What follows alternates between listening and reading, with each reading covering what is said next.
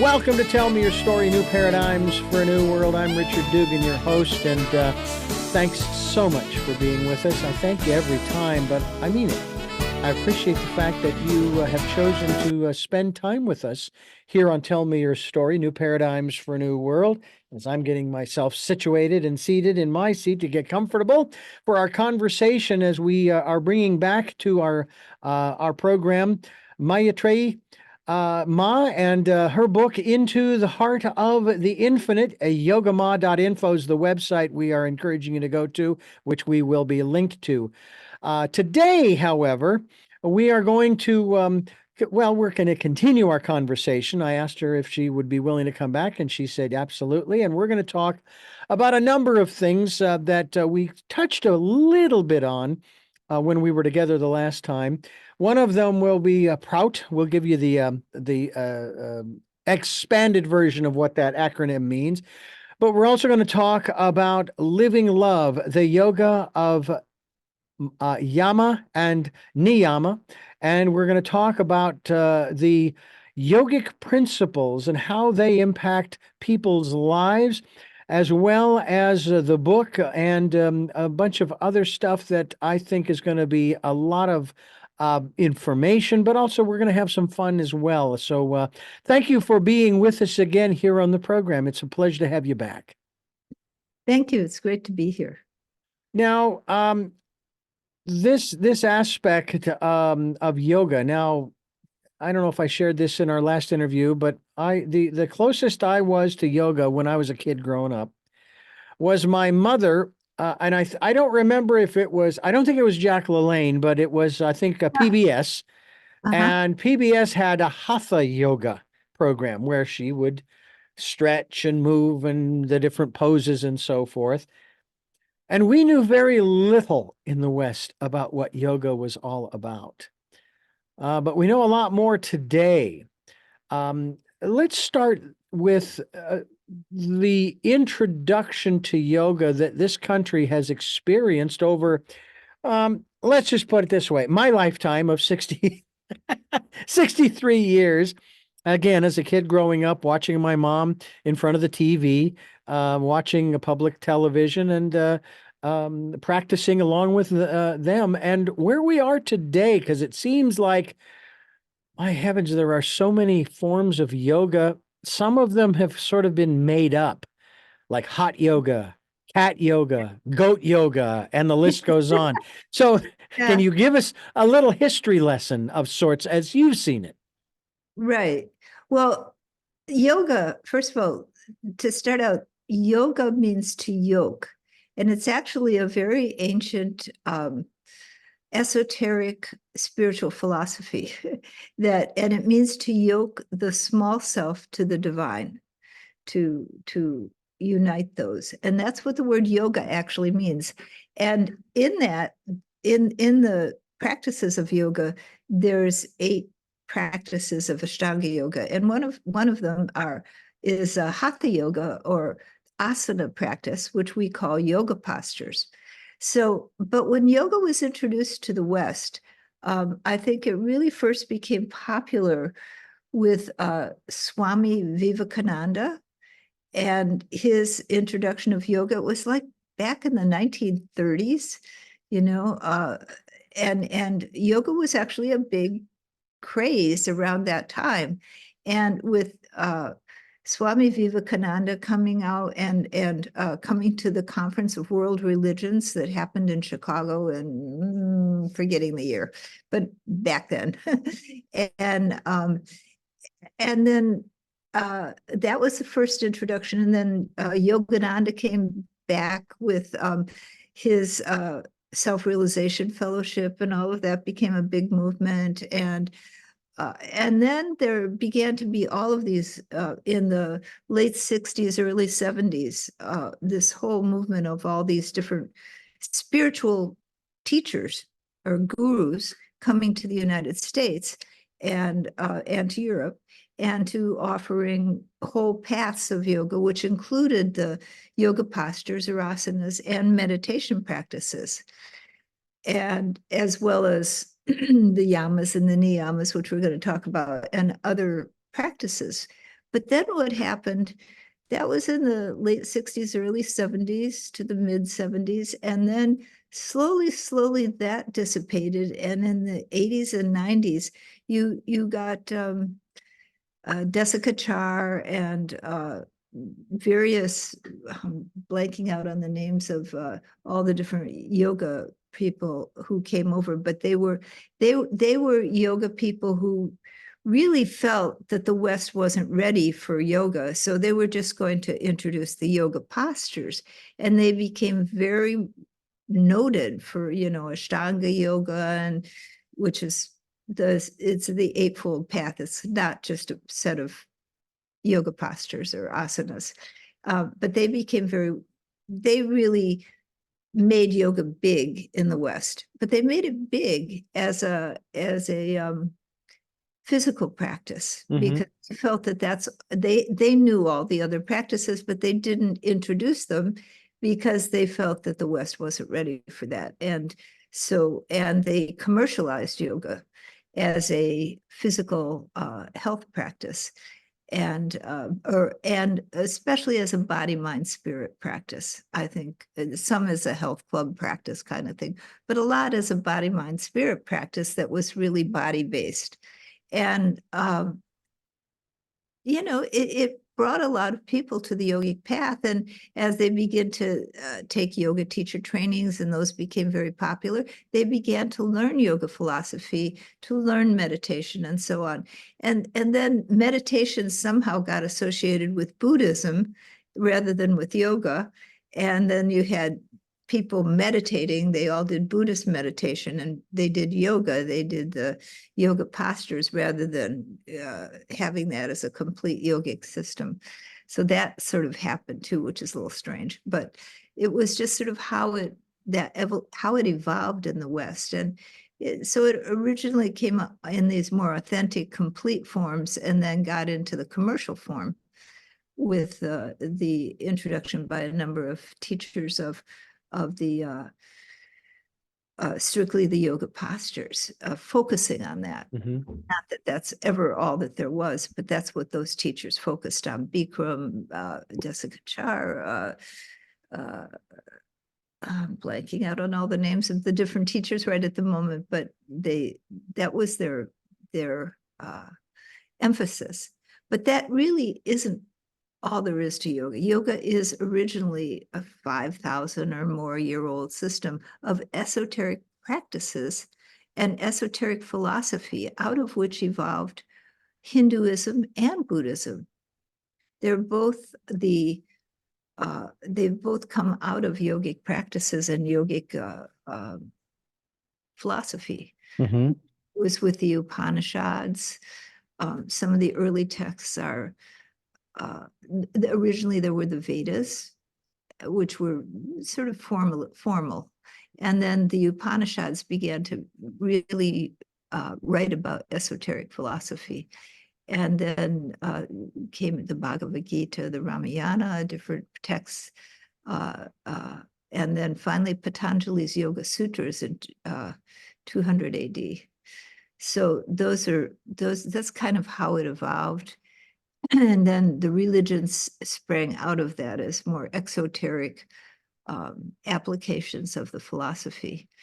And if you compare yogic philosophy, yogic teachings to, let's say, esoteric Christianity rather than exoteric Christianity, I think you find a great, or esoteric, any esoteric teachings, there tends to be a commonality in that. They're spiritual teachings.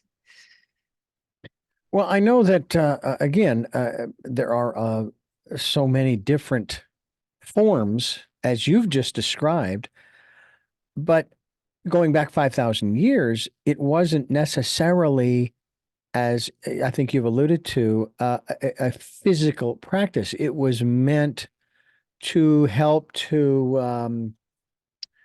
I'm trying to find the right words here. I don't want to say control, but to bring into harmony, maybe bring into balance the mind, body, and spirit, because it's the spiritual, or I like to use the term metaphysical, aspects of our existence that it goes beyond this life.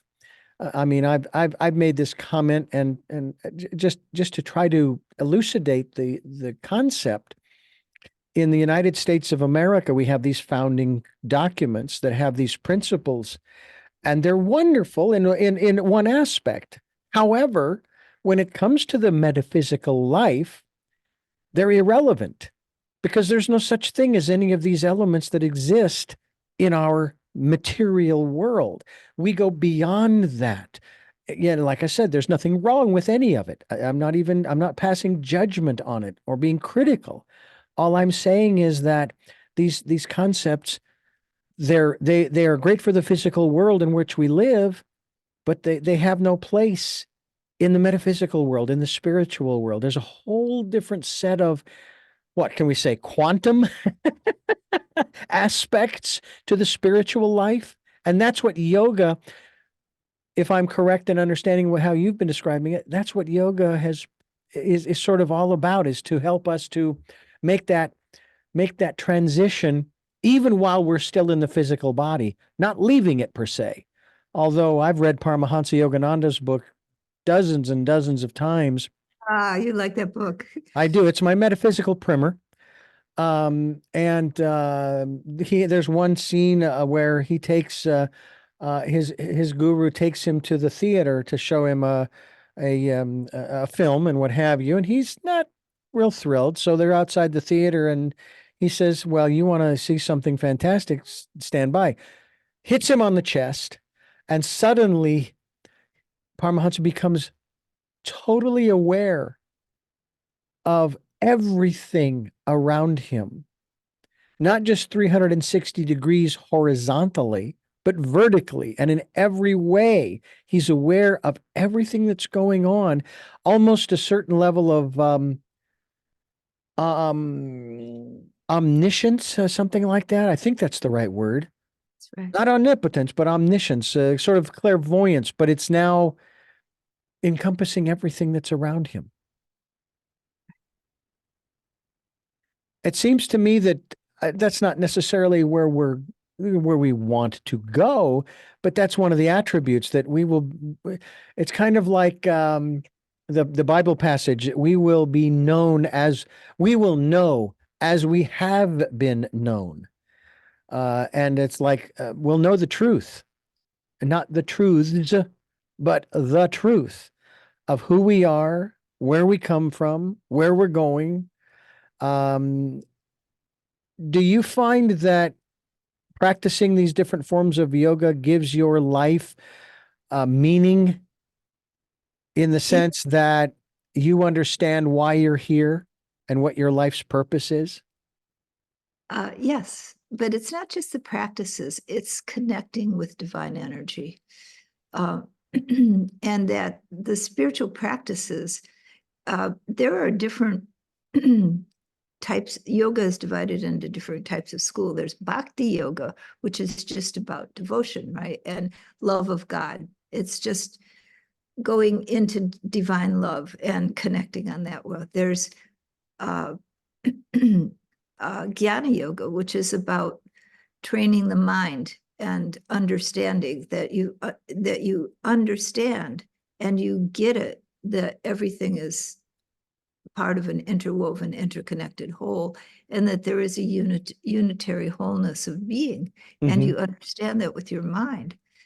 There's also karma yoga, where you do good deeds in the world without a sense of ego about it, without a sense of, oh, I'm not great, I'm doing all this, but more, just doing it in a selfless way, and feeling like God is moving through you into the world, and you kind of get over yourself that way, and you can really feel that we're all connected.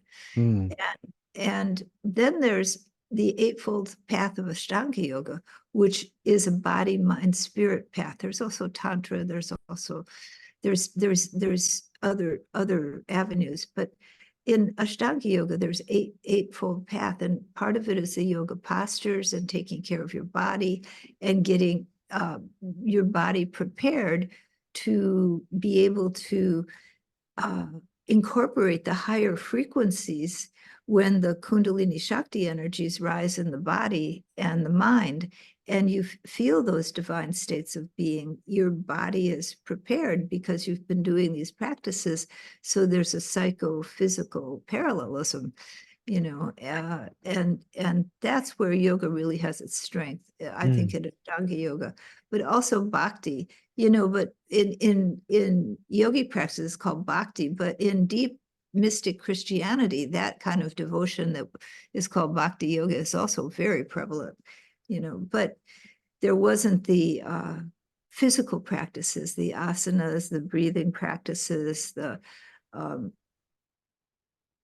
psycho-spiritual, physical balancing, body, mind, spirit balancing. And that's what Ashtanga yoga really focuses on, is the Eightfold Path of yamas and the niyamas, how you live in the world, the meditation to deepen your spirit connection to the universal whole, and move through the conscious mind and the unconscious mind to the collective unconscious and to the oneness. And then asanas to balance the body so you can handle all that energy. Well, I have to say that it sounds to me like there is a form of yoga that is there for, can I put it this way, for almost any aspect, spiritual aspect that you want to reach. I don't know if I want to use the word achieve, because the spiritual life really isn't about achieving anything per se. It's just about being, right? Yes. And that's, everything we do in life, we're programmed, we're trained to acquire, to achieve, to do our best to accomplish. And so we go into spiritual life and we think, I want to be enlightened. I want to experience divine presence. So I'm going to achieve that through my meditation. Well, but ultimately that doesn't work, because you can't achieve it. There's a point where, as you continue your meditation, everyone comes to a point of letting go. And it's through letting go and letting God, if you will, through deep meditation where you just let go of your need to control, let go of your need to achieve, let go of your need to accomplish, and just surrender to what is, and to that divine element within you, because it's within everyone. It is a unitary whole that is within everyone. It's accessible by everyone. We just become so busy with life and all of our needs and desires that we don't always take the time. But in most people's lives, those special moments come, maybe you're in nature and you're looking out over the mountains or over the sea and you just go, and you have a moment of connectedness and you feel that wholeness. Or you're with someone you love and you have a moment of that wholeness. That's the same thing. And in meditation and yogic practices, you're trying to cultivate that capacity, expand that capacity. So like that experience you described of Yogananda, that becomes more accessible. When did you start your yogic practice? I was in my early 20s, and I did not, in those days, it was in the late 60s, early 70s, and it was the time when yoga was being introduced by yogic masters into the West. And I was living in Southern Illinois, middle of a cornfield. I wanted to meditate, and I was going to Southern Illinois University, and I didn't really find, it's like, how am I going to find a guru in Southern Illinois? I got this book on how to meditate, and it said, you have to have a guru. And well, when am I going to find a guru in Southern Illinois? But then very next week, two meditation teachers came to town, and one was a TM meditation teacher, a Westerner, and the other was this Indian Swami yogi dressed in orange robes. And I thought, oh, he looks like the real deal, you know. And so I learned meditation from him when in my early 20s. And then I realized that he had a guru and that his guru was my guru. And he was a teacher under that guru, teaching the meditation practices, the yoga postures. They taught the whole system of yoga. Unlike what you find today, where you just go to a class and you learn the asanas and you don't necessarily learn the other practices. So this was a classical traditional yoga as a spiritual practice. And that's how I learned it back in the early 70s. And I had a lot of mystical experiences that led me to connection with the inner guru and feeling Baba's presence within, and then guidance to go to India and be with my physical guru. And so that sort of set me off on my journey. But, you know, even though my journey has been through the yogic path, I feel it is a journey that is universal in that it's not yoga. It is a journey of connecting with unitary wholeness, connecting with divine love, connecting with that which is deep and at the heart of every living being. And that is the essence of the path, whether it's yoga or any mystic tradition that you follow, that you want to go deep into your own heart and deep into the love that binds the universe, deep into knowledge and understanding of the non-dual nature of existence. That is something too that we can talk about. We're talking here on the Tell Me Your Story, and I am very intrigued by all of what we are discussing here with our very special guest, MAETREYII Ma. Into the Heart of the Infinite is one of her books. The other one we have been discussing as far as the Yoga of Yama and Niyama, Living Love. It has been said that, yes, there it is right there, folks. Then you can get a copy of it at her website, which, by the way, we will be linked to, yogama.info. And also on Amazon. I'm sorry, say again? On Amazon as well. My books are all on Amazon. And I'm sure we can get to Amazon through your book and through your website as well, by clicking on the respective books. And you have quite a number of books, as a matter of fact, that, you know, we can kind of go down and look at some of these. You have one also called Dharma for Awakening and Social Change. I want to touch upon that for just a moment, if we can, because I use the term, you know, giving people choices and knowledge of those choices to help make their dreams come true, and wanting to find those new ways of living, because all you have to do is look around. The old ways don't work. So the new ways of living for the betterment of everyone, not just a select few. But there's a fly in that ointment, at least for me, and maybe it's semantics. I don't know. But you talk, for example, here in the subtitle for Dharma, for awakening and social change.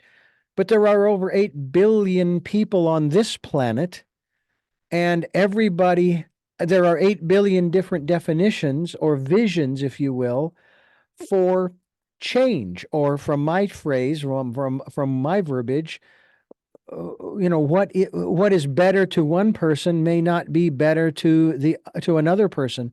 How do we cross that juxtaposition when dealing with the multiplicity of visions and dreams for life and living? You know, in this context of, well, I guess we can put it in the context of metaphysics or spirituality and living in the material world. I think that's where the concept of Dharma comes in. Dharma, you hear a lot in Buddhism about, you know, Dharma, and you hear a lot in Hinduism about Dharma. Yoga, it's a very big concept, Dharma. And Dharma, there's different parts of Dharma. There's our individual Dharma, which is, you know, you have an inclination for music, right? And you just want to do music, and that's your Dharma. That's your personal expression in the world. That's kind of, it's just something inside you that has to be expressed out in the world. That's your Dharma, your individual Dharma, right? And we each have, if we tune into ourselves, our own personal mission, our own personal expression in the world that we're meant to do. And sometimes it's a stronger feeling for people. Sometimes it's more confusing, but it's there. And sometimes there are things that come between us and our ability to express our Dharma. And so a lot of the things is that society should support you in that ability to express your Dharma, to be the person who you want to be, and not put a lot of roadblocks. If you're in a situation with wars and hunger and really difficult life, it's really hard to live your Dharma, and not many people's potential is lost, right? You know, they're run over by the circumstances in which they are, and they don't get to be the full person that they can be. So that's how society and Dharma connect, you know, is society being in alignment with Dharma, as well as the individual being in alignment with the Dharma, so that your individual potential, your individual mission in life can be expressed. And there's personal Dharma, but then there's also human Dharma. And in traditional Sanskrit terms, it's called Bhagavat Dharma. It means earth, your deep Dharma. And so the Bhagavat Dharma, the human Dharma, is we all have within us a yearning and a restlessness. And that restlessness drives us to, you know, from trying to acquire things to, we don't really know a lot of times what that restlessness is for, what we're needing. But when you really get down to it, we all need the same thing underneath all of the outer stuff. Everybody wants to be loved, to have love, to be connected, to be whole, to be happy, to be complete. And so that yearning, that movement towards that wholeness of being, not as look at me, I'm great, but wholeness of being within the whole of, within the universal love and the whole of being, that movement towards that is human Dharma. It's deep, it's essential in our nature to have that movement. Now it gets blocked by a lot of psychological issues and societal issues, and people veer off in different directions.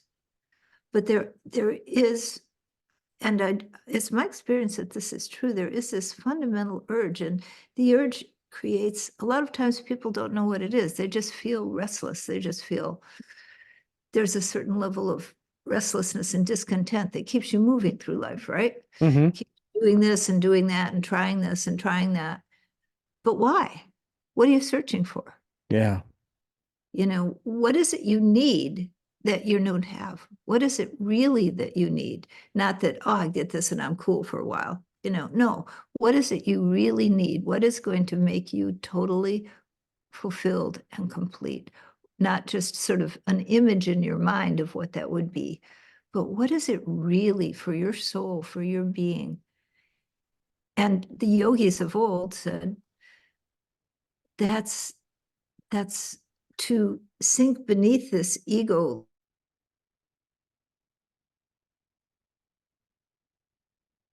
For the love of. being, where all things, all creation is part of one infinite wholeness, one universal infinite essence of being that we all share, one cosmic intelligent consciousness that in which the whole universe has sprung and abides within. And whether you call that God, or whether you call that Brahma, or whether you call that Allah, whatever your word for that is, or whether you just call it consciousness or emptiness, people have lots of different words. Or in my book, Into the Heart of the Infinite, right? I call it infinite. Whatever your word for that is, it's that place of wholeness where you're not separate. You love, wisdom, knowledge moves you into letting go completely, into this greater self. In yoga, they say guru, God, and self are one. And so when you sink into, you let go into, you can't control it, you can't acquire it. The human mind is not big enough, you can't acquire it. You can just let go into it and let it control you, let it flow through you, let you feel that every cell in your body, every thing about you is made of that infinite essence, that of being that is in you and every blade of grass, every animal. And in society, the principle that my guru put forth is neo-humanism, which is that you begin to see not only human beings, but all living beings as part of one, as having value, as part of one integrated, interwoven whole, and that each loves their life, each has value in themselves, and is part of the great network of life that is so often talked about in environmental circles now. This is interesting because one of the other aspects that, and I think I shared this with you on our last conversation, was the struggle that I had with the concept of dualism, and that I personally have a problem with this dualism when I start looking at the two different levels of the universe, for example. There's the macro and then there's the micro view. And there's no judgment, there's no dualism. The universe on both levels is just doing what it does. That's right. But when we get to this level, it still sounds weird to me in my mouth, but the mid-crow, to try to keep the theme alive. Yeah. The mid-crow part of a human existence, there is more than enough judgment to go around, And it's like, why can we not come to an understanding that it is just the events, we'll call them the events. So I could use the word challenge. I could use a lot of other words too, but the events that happen in our lives, they just are what they are. There's no, and it seems to me like if we were able to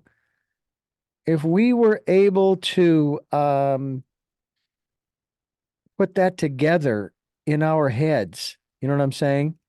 Mm-hmm. Then we could make it through these events without stressing the physical, mental, and emotional bodies that we inhabit, and not causing stress and strain and discomfort and imbalance. And again, the list goes on. And then there's the other aspect of it. Oh, well, but maybe that's in my contract. that I'm supposed to, because I'm supposed to learn something here so that I can then move on to whatever the next level is. Does that make sense in that respect? Can yoga assist us in that process? I think it does. I mean, my experience as a psychologist is that we all have struggles. And as a person, I have never met anybody who doesn't have a shadow side, who doesn't have personal struggles in their life. This is the human condition. And it's the condition, like, animals in the forest, they struggle. They struggle, and they have times of peace and joy when things are good, and there are times of struggle. And this is the nature of this level of reality, where we have the duality of self and other, is that we have struggle. And I personally think that struggle, if we work it well in our lives, and if it isn't too oppressive by society that it just snows us under, the struggle it becomes an opportunity to get through our delusions about who we are and what life is, and find a deeper truth to who we are and what life is. And that's what I was talking about, Dharma. It allows us to see what doesn't work. Yeah. Deep inside, to have compassion for other people and their pain. If you can't accept your own anger, how are you going to accept anybody else's? If you can't accept your own sorrow and losses, how are you going to accept anyone else? How are you going to be with them in a meaningful way? It's you got to do your work. Yeah. And yoga, everyone says, oh, if you meditate, there's this list of positive benefits, and there are. It's no doubt physical benefits, mental benefits, and definitely spiritual benefits. But there is a little footnote at the bottom saying yoga helps you to blend your conscious and subconscious mind and your unconscious mind, which means that all of your mental tendencies, your karma, your samskaras, as they're called, the reactions, mental reactions to all the experience you've ever had, which have formed your definition of self, gets challenged. You have to work with your stuff, and it's going to come up. And if you really do spiritual work, it will come up, because your soul, your spirit is wanting to open, to follow its path of Dharma, to hold us. And I think that's part of the process. So yeah, we have our shadows, and we assume the reality of them in us. We assume the reality of duality. We assume that there is this physical world, which everything is separate, when it does have a relative reality to that, but it doesn't have beneath that relative reality, there is a solidness to all things are made of one substance. Everything is, even physics is coming to that level of understanding for some of the more esoteric physicists, that there is in quantum physics a universal substance, consciousness. There is something that matter is not the base of the universe, that is a 400-year-old, by the most advanced thinkers now disproven theory, and that consciousness is actually the base of the universe. And that we're beginning to, I think, as a collective, explore that and explore the duality we experience and how solid it is, and how it's a dream that we're collectively dreaming. Maitreyi Ma is my guest, and we're talking about, well, of course, a lot of the work that she does that's available to you through yogama.inf or info, yogama.info. I want to talk a little bit. We will get into something else that, because you mentioned neo-humanism, and we can expand more on that. And of course, PROUT will get what that all stands for. But I want to first go to one of your other works. Because of the way that, again, it's worded, and words have power, and we choose the words we choose for a reason. And I like this particular book, Feminine Mysticism, Secrets of Empowered Feminine, of Empowered Feminine. That's correct. Of the Empowered Feminine. And though some might interpret that to mean that it has to do with the female of the species, it has to do, if I'm reading this correctly, it has more to do with the feminine attributes that we all, male and female, possess. Is that correct? Well, the book focuses on women, but I do believe that is correct. And I think that is said in there someplace. It goes into a deep understanding of the relationship of men and women, and how we are focusing to our understanding of the feminine, both in ourselves and as for women and for men, but what the feminine means. And it goes into some understanding of the role of the feminine quality of nurturing, protecting,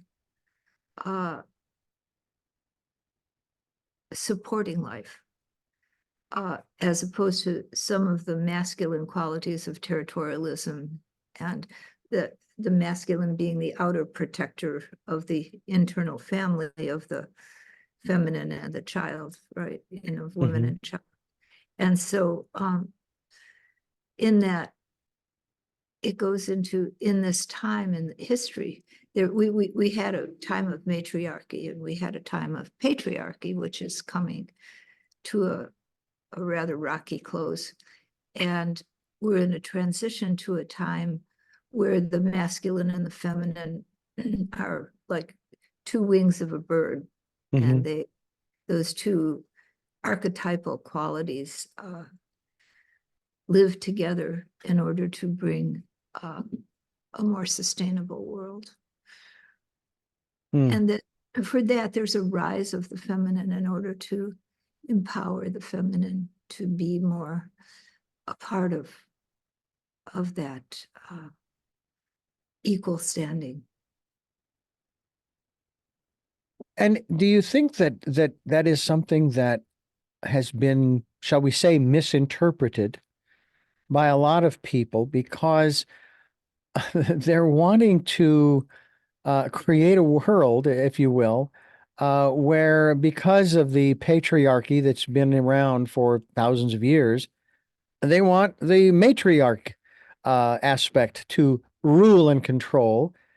However, many of my guests, and you may be among them, basically say it's not about switching; it's about balancing. Exactly. Talk to us about that.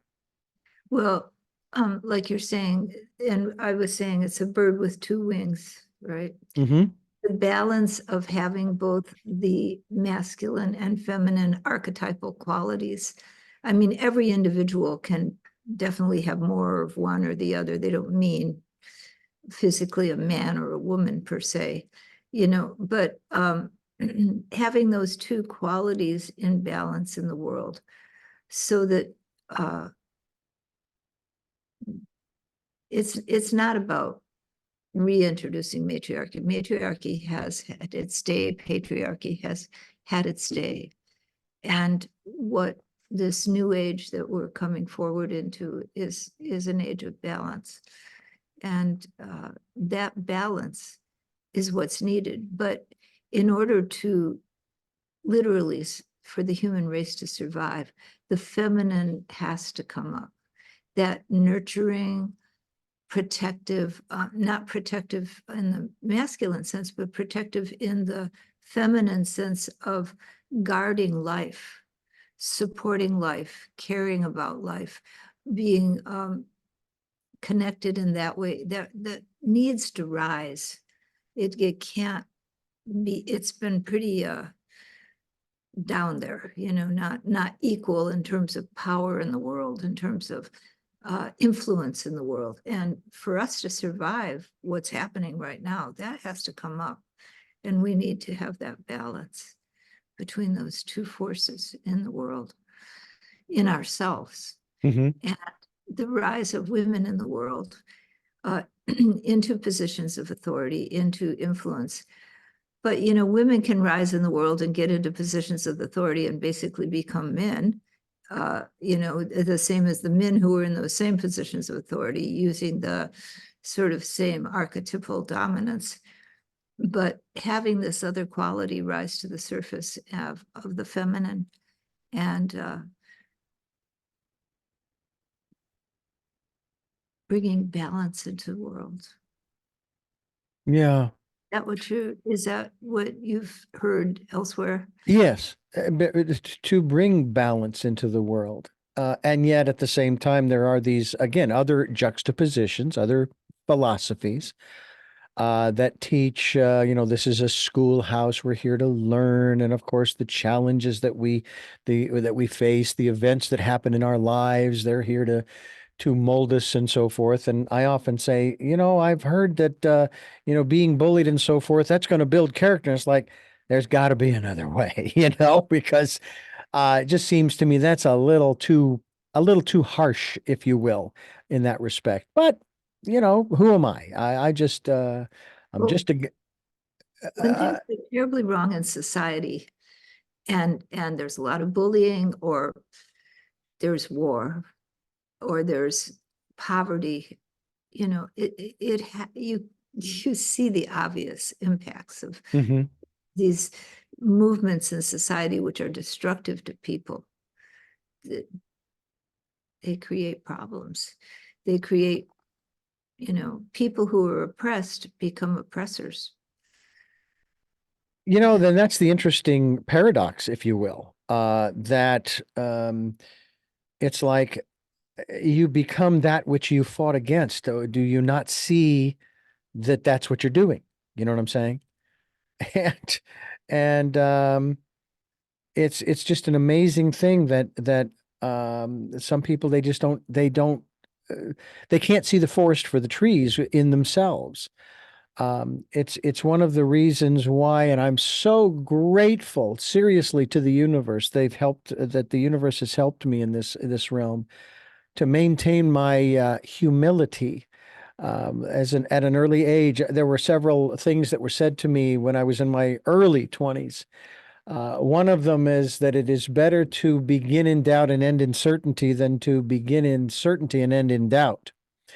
The other was, it is better to be thought a fool than to open thy mouth and remove all doubt.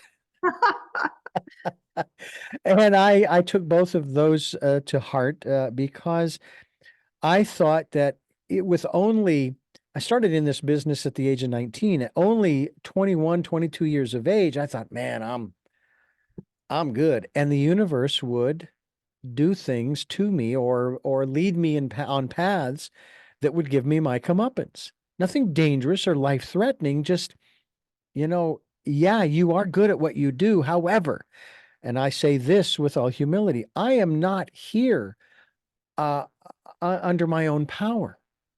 I got here talking with you because of the thousands of people who had an influence in my life. And I would have to say, starting with my parents. So I'm grateful to the universe for its teaching, its guidance through all of the people that I've come across. We are truly part of an interwoven, interconnected whole. There And I will isn't. tell you, and speaking of the feminine, my wife is very empathic. And honestly, it tends to drive me a little crazy sometimes because there's a part of me that feels as though I can't even have an independent thought. She already knows. And then she tells me how I mean, I've seen the comedians talking about this on the different YouTube videos, the stereotypical, I am so grateful that my wife was in the car with me, telling me there's a stop sign, you need to stop, there's a red light, and so forth. Oh my God, I don't know what I would do if you weren't here. That whole stereotypical mocking, if you will. But at the same time, I do recognize that her importance in my life and her involvement, if you will. Yeah, there are times when I wish that she would just let me do the driving because I know how to drive and so forth. And I saw the stop sign, I saw the red light, I saw the car over here, no turn signal, and he's moving into our lane. I'm backing off and so forth. And there is a certain level of and it is coming from my ego, consternation. It's Yeah. like, why am I even here? You know, here, you get behind the wheel, you drive, and I'll just sit here and be quiet. Because if I tell her, oh, there's a red light or there's a this or that, there's hell to pay sometimes. And it's learning to accept the guidance the universe is giving me through her. Because men, they have a hard time receiving instruction, if you will, receiving guidance, especially if they're in their ego. And yeah, I find myself there on occasion, but at the same time, I also recognize that is one of the that's one of the ways that the universe guides me through my life. Wow. But So that must have been a process to come to that. I'm not saying I'm through it yet, but it has been a process. Yes. It has very much so. And especially when one starts to think about, well, okay, well, when I was first growing up and then in my first marriage, I didn't drive. I bicycled everywhere, or I took the bus, or I got a ride. When we would go bicycling, it was a tandem, a bicycle built for two. It was a lot of fun too.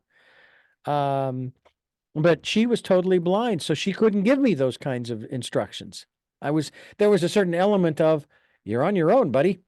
Um, and then my second wife, who, 20/20 vision, and there we are. And when I first started driving, that wasn't there, but it is now. I mean, here I am in my 60s, and there are times when, and I don't know, I'm going to say metaphorically, I bite my tongue and accept the guidance, no sighing. Oh, geez, here we go again. No, because that doesn't help the situation. Right. And I think what I'm hearing you say is that there's a certain kindness and acceptance that comes when you're with a person for a long time and to work out relationship. And part of it is letting go of little stuff that you might otherwise react to, and having kindness and care for the other person, and understanding their need to tell you the thing that they're concerned about or worried about or whatever, that's kind of maturing in relationship, I think, Yeah. where you can have a little kindness and care for each other and each other's needs and each other's unique way of being and worries and concerns and all sorts of things. Yeah. And it is most gratifying when I am out of my ego, and most appreciated that we're working as a team. I mean, you would That's when think, you're the happiest, right? When you are a team. oh yeah, yeah. We've had some experiences recently where it's been interesting where, and I'm sure there are people who go through this too. I didn't share with you this information because I knew how you'd react. Yeah, I suppose it was from a position of protection, protecting the person from having to deal with those emotions and what have you, because I knew what you would say. I knew where you would go. I knew the tears would come or the frustration or da da da da da da. Well, I'm at a place now where I always could, but even more so now I have the permission. And then I'll get this reaction that I knew was coming. And it's the reason I didn't share before, but here I've shared, and boom, here comes the reaction. Ah, but a few minutes later comes, I'm sorry for going off in that direction. You know, it's not your fault. In other words, there's an apology, and it's not like she owes it to me. Okay. That isn't the point. The point is that she then also recognizes where she went, okay, with that information. So you're both growing in conscious awareness Yeah. so that you can learn to live more deeply in love, Yeah. not in conflict. Because two people, you're not the same people. You're not No. going to have the same reactions. But when you can actually care about what's happening with the other person, even if it drives you a little crazy and you could take ego offense at it, then it becomes something that you can become a team. You can really work in harmony with each other. Yeah. And And that's powerful in relationship. yeah. And I think that that's extremely important for people to learn. One of the reasons why we're talking about this is obviously because the universe says, hey, we need to talk about this. This is important.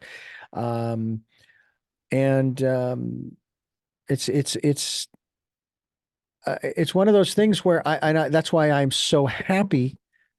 And it sounds kind of strange to say it this way, but I'm so happy that we went through the last 3 years that we did as a society. I mean, even as a planet, um, because it brought out, as frustrating as it might have been for some people, and the pro and anti-vaxxers and all of this stuff. We're not going there, but it's the fact that they then spoke about a year and a half in about a new pandemic that was headed our way. And I'm happy that it happened because we're now talking about it. And that's the whole issue of mental health and wellness and destigmatizing the conversation. We're having the conversations now. Yeah. And that's why I say I'm happy that that happened. It's kind of like on one of the programs I said, all right, those who are listening or watching, I want you to raise your hand if you're in therapy. Okay? And I want you to know it's okay. And we're not talking necessarily about a therapist that you're paying or you've got on your insurance is covering.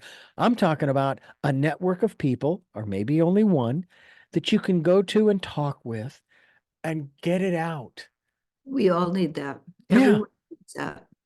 And it's very hard when you don't have a good support network. Yeah. And having a therapist is part of a support network, along with good friends you can talk to. Just finding, and I think it's important for each of us to evaluate what is my support network?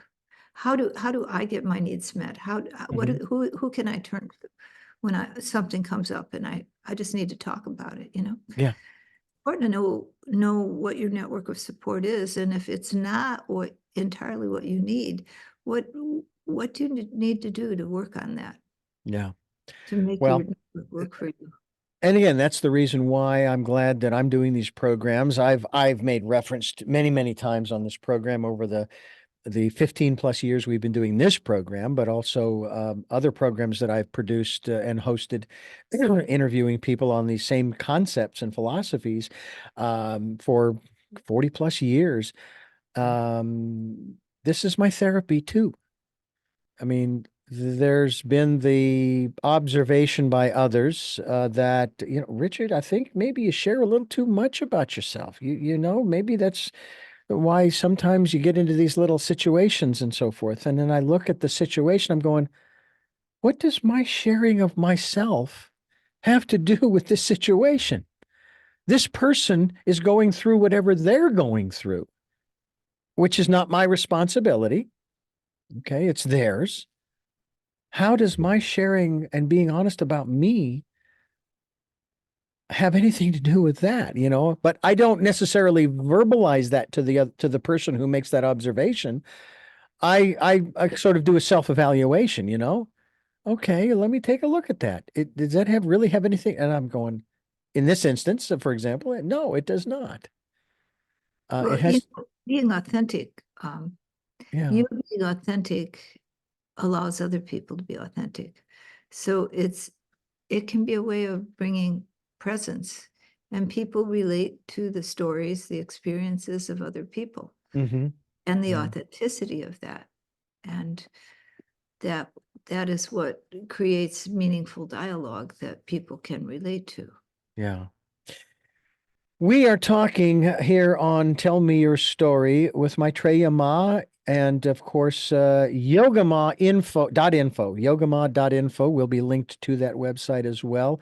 This is her second appearance here on Tell Me Your Story, and I don't think this will be the last. I think that you'll be coming back a number of times to continue talking about the work that you are doing. I think it's very important. And considering the fact that we have 9 available slots a week on this program at the present time, I'm very excited to have you back again and again to continue to, whether we repeat something or we continue on with conversations on other subjects. Um, I'm just very, very excited about the opportunity. So I want to thank you so much for being a part of what we are doing here on Tell Me Your Story. Well, thank you, Richard. It's been great to be here again. I'm Richard Dugan, your host, and I have 3 final questions. I've asked them of you before, and you may give us the same answer. You may give us a different answer. I think one of my favorite responses by one of my guests, who I'm going to have on again here shortly, um, with this first question, was total silence. And I didn't know what to do with that at first until I recognized, oh, that's his answer. And it was perfectly appropriate because whatever your answer is your answer. I don't like prompting people to their answer, but I'll ask them anyway. But before I do, I want to thank you for listening to and watching Tell Me Your Story. New Paradigms for a New World, where we're giving you choices and knowledge of those choices to help make your dreams come true. We are here on Sundays at 7 a.m. and 7 p.m., Monday mornings at 1 a.m., Wednesdays at 9 a.m., and Monday through Friday from 8 to 9 a.m. That's 9 opportunities for you to hear great information from folks who are trying to make this a better world for all of us.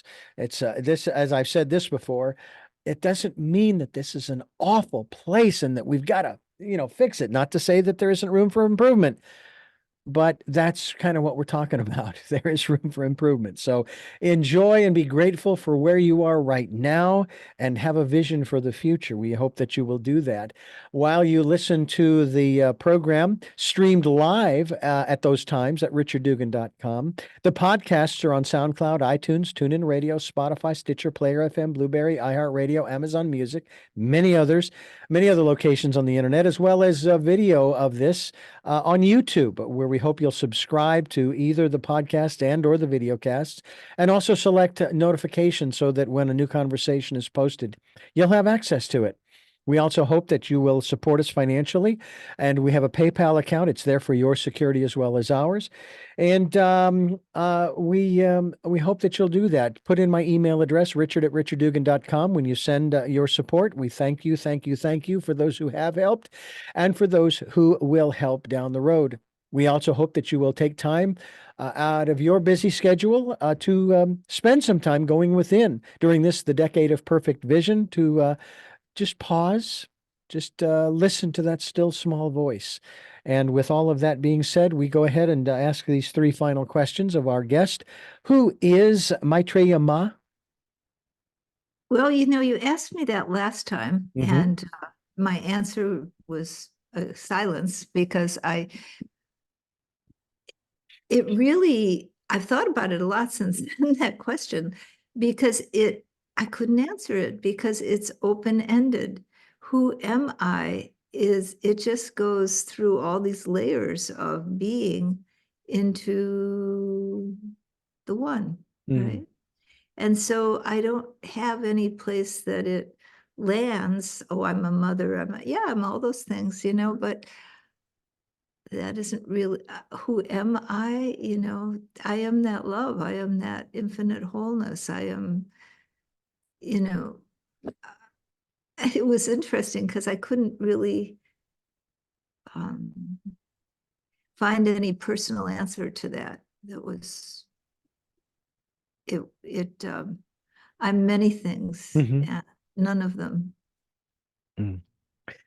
What is it that, and I've been working to phrase this in such a way, but so far the question is, what is it that gets you up and gets you motivated? Love. And finally, what was your best day?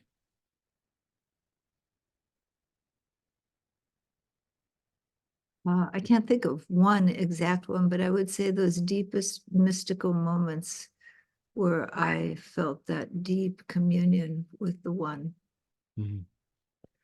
Well, Maitreyi Ma, I want to thank you again for joining us and sharing with us what we've talked about here. It's been a lot of stuff. Living Love, the Yoga of Yama and Niyama. And we thank you so much for also sharing with us Into the Heart of the Infinite, and encourage folks to go to your website, yogama.info. And thank you again for being with us. Thank you. It's wonderful to be here. And I thank you for listening to and watching Tell Me Your Story. And until our next broadcast, podcast, videocast, love to Lal. Jeanette, I am still listening. Dad, continue to be happy. My dear friend Smokey, I'll see you on the other side. And to my dear friend Yizoro, aho, aho.